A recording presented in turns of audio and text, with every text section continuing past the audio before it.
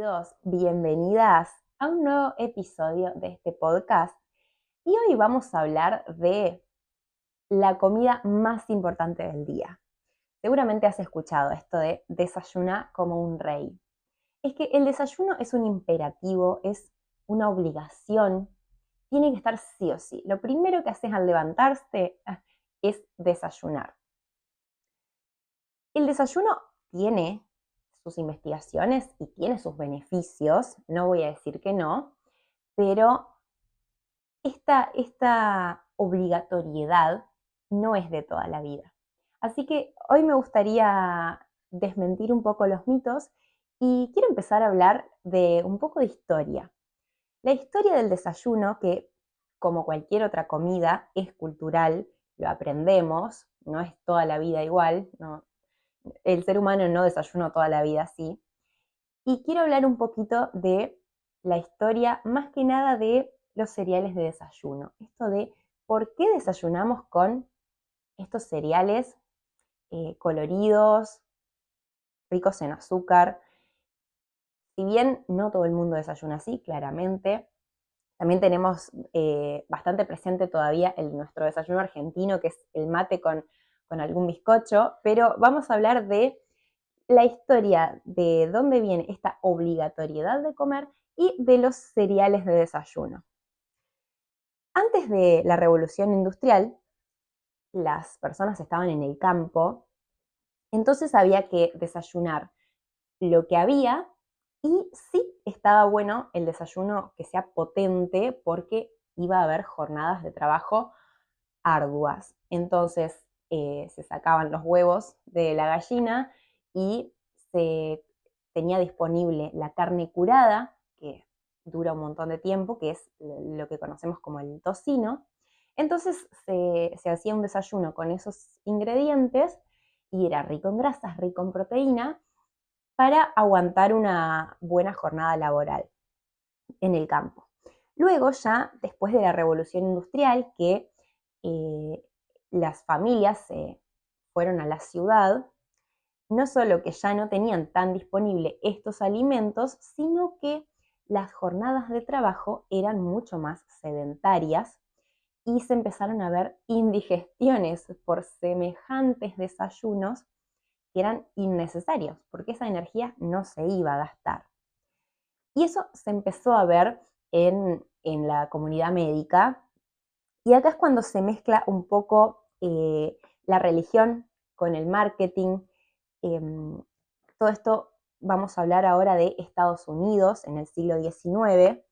Tuvo mucha repercusión lo que hicieron los sanatorios adventistas, por eso hablo de la comunidad médica más religiosa, que hay un protagonista que es Kellogg's, seguramente han escuchado ese apellido. Él fue un médico de un sanatorio adventista que necesitaba crear algún producto para el desayuno que sea sin carne, sin huevo, más liviano para estas indigestiones que estaban teniendo. Entonces crea estos cereales de desayuno, esta granola, la primer granola, como para sus pacientes. La cuestión es que el hermano, con una visión más emprendedora, creó la marca Kellogg's, que ya empezó como a diversificarse. Empezó con esta granola y después empezó a diversificarse. Ya en los años 40 pasaron dos cosas. La inserción laboral de la mujer, entonces la mujer tenía menos tiempo para dedicarle a la cocina, y esta revolución de las vitaminas, del descubrimiento de las vitaminas, hace que el marketing pueda impulsar mucho más los productos. La publicidad, la propaganda, hacía que pudieran vender estos productos fortificados con vitaminas, ya listos para consumir, entonces era rápido y te lo vendían como lo más saludable. Entonces se empezó a ver cómo las mujeres empezaban a elegir para sus hijos estos cereales de desayuno. Y ni hablar que el marketing, como siempre, usó la culpa, usó la responsabilidad de la mujer para que compres esos productos, porque si no, no ibas a darle un desayuno completo sin todas las vitaminas. Ahora bien, todo esto es como la historia de estos cereales de desayuno, pero que el desayuno es la comida más importante. Se cree que nace de otra industria, que es la que ya nombré, que es la industria del tocino. Claro, había quedado un poco relegada esta industria con todo esto de los cereales de desayuno. Entonces, lo que hizo esta industria, los, los, los grandes empresarios de esta industria, fue convencer a un montón de médicos que aseguren que un desayuno con proteína era súper importante y tenía mucha evidencia científica. Esto fue un documento que lo firmaron un montón de médicos y lo publicaron en diarios. Entonces, si bien esa evidencia científica era inexistente, esto dio una idea muy potente, porque la firma de los médicos estaba ahí, de que el desayuno era muy importante y se creía también esto de la proteína en el desayuno.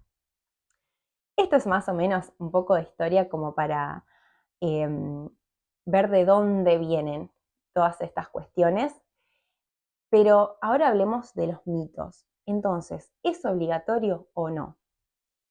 Como te decía al principio, el desayuno tiene sus investigaciones.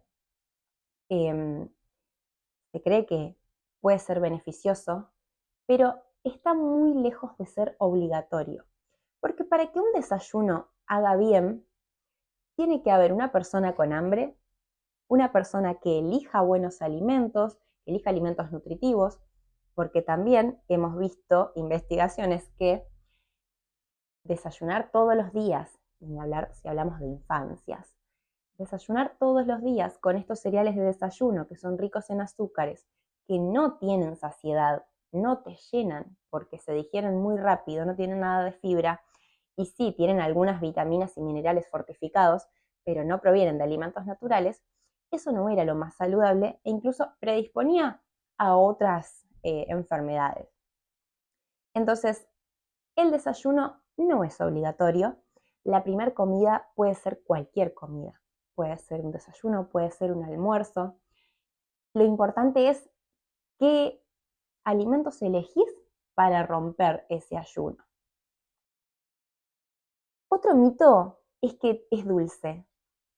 Eso ya también es muy argentino y hoy se empezó a romper bastante porque se empezaron a poner de moda el huevo, la palta, el tomate para un desayuno, pero sigue estando muy arraigado esto de que tiene que ser dulce, tiene que tener mermelada, tiene que tener una infusión, tiene que tener leche. No hay reglas para un desayuno. Un buen desayuno no tiene reglas estrictas, tiene un buen desayuno tiene que cubrir ciertas necesidades individuales. Si vas a tener una jornada larga, por ahí te convienen más proteínas, más grasas. Si no vas a hacer nada y estás en tu casa, esperas a tener hambre y no es necesario comer ni bien abrís los ojos. Depende de cada uno. Y esto de que tiene que tener sí o sí un lácteo, una leche, un yogur, un queso untable, viene también de cómo cubrir esta preocupación de cómo cubrimos el calcio. El desayuno es una comida más y el calcio no se puede cubrir solamente en el desayuno y no es necesario cubrirlo solamente con lácteos. Entonces, una buena alimentación depende de lo que comemos en todo el día y en toda la semana. No podemos ponerle tanta importancia al desayuno o a una sola comida de toda nuestra alimentación. Entonces, para resumir, desayuno, no desayuno, lo que más te convenga. ¿Con qué desayunás? Con lo que más te guste, con lo que tengas, con lo que te sirva, con lo que te llene. Hay diversos alimentos que cumplen con todas las, cubren todos los nutrientes. Entonces puedes elegir huevo, puedes elegir pan, puedes elegir legumbres, puedes también elegir alguna tostada, puede ser dulce, puede tener infusiones, puede ser solo agua. Si no tenés ganas de desayunar, sí, hidratate, eso está bueno que lo tengas como imperativo, pero todo lo demás depende, incluso puede variar día a día en una sola persona. Así que, como para ir cerrando, no hay una... En la nutrición en general, en la alimentación saludable, no hay nada que sea completamente obligatorio o que haya una forma de hacerlo. Me gusta que indaguemos en esto de dónde vienen las cosas para entender un poco más y cuestionar estos imperativos que tenemos.